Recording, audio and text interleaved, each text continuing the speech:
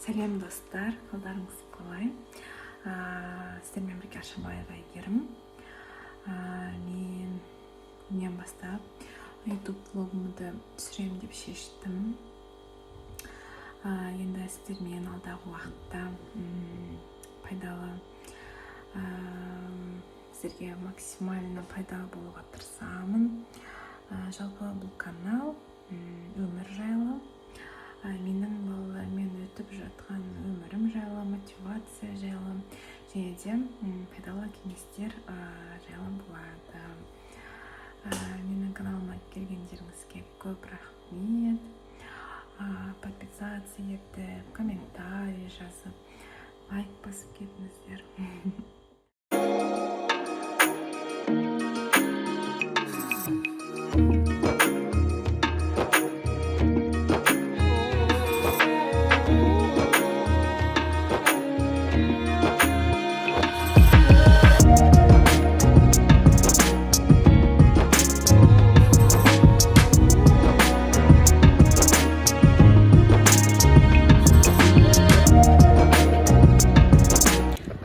Енді мен тамақ істегеннен кейін бәріміз далаға серуендеуге шығып бара жатырмыз мына жерде.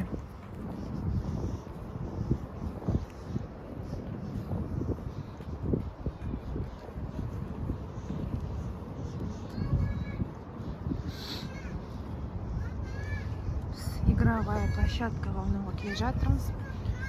Салқын. Апрель айдың соңы болса да. Білмеймін ойынша. Өте салқын болып тұр. Қалың киім алдық, жел болып тұр. Астанада енді су қой. Осы жерде часто келіп ойнайды, балалар жақсы көреді. Кейін соң кеткілері келмейді. Мейірім қыз Димаш балақай келеді. Мына бала Темірхан деген жігіт. 9 ай боламыз, Құдай қаласа.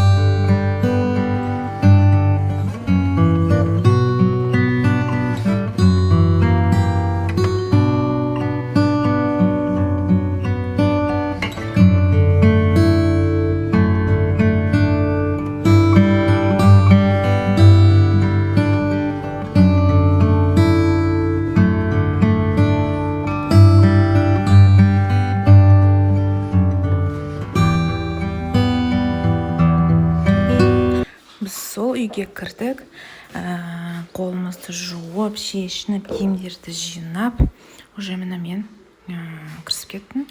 Менің қасымда балалар жүр. Қасымда коляскада Темірхан отырған, кішкентай ұлым. Сөйтіп, мейірім қасына келіп ойнатып жатыр. Негізі осылай күнде Темірханды ойнатқан жақсы көреді қызым.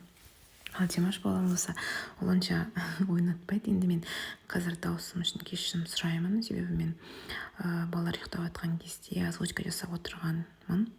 Осы кезде бізде Темірхан жылап қалды. Мен оған ойыншықтарын беріп, жатып жатқан кез. Негізі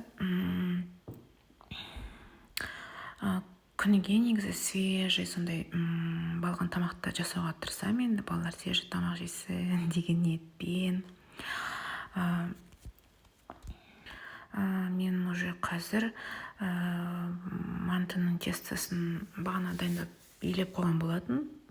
Енді соны жаюға кірісемін.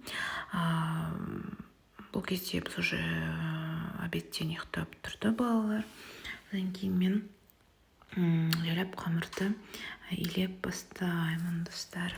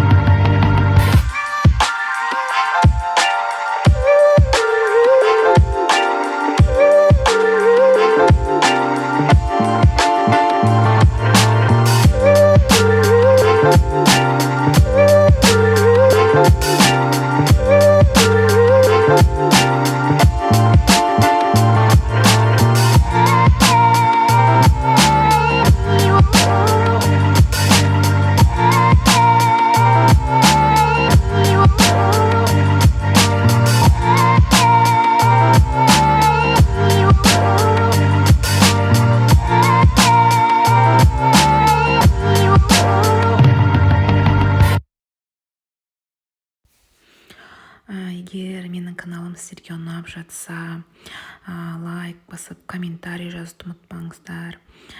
Өздеріңіздің ойларыңызды жазып кетіңіздер. Сіздер қай уақытта қамырды үйрендіңіздер, или там үйленбей тұрып үйреніп алдыңыздар ма, или мен сияқты бірнеше жылдан кейін, үйленгеннен кейін үйреніп жүрсіздер ма? Қыздар, негізі бұлай қамыр жаю мен қолымнан сразу келе салған жоқ. Бірте бәрі опытпен келеді екен. Сол басында үйленген кезде былай енді кішкене ғана істей алатынмын тамақ, бірақ былай қамырмен жасалатын там ет осындай жаймаларды вообще жасай алмайтынмын. бірте үйреніп, осы бала-шаға пайда болғаннан кейін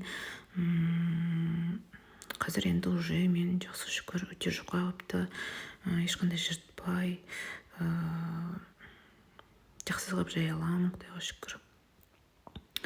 Енді осындай қамыр және де құнарлы тамақтарды осы балалар жақсы жейді. Ал достар, міне менің уже мантым деп пісіп қалды. Енді бұл менің бірінші видеом болғандықтан түсіністікпен қарайсыздар деп ойлаймын. Келесі видеоларда кездескенше сау саламат болыңыздар.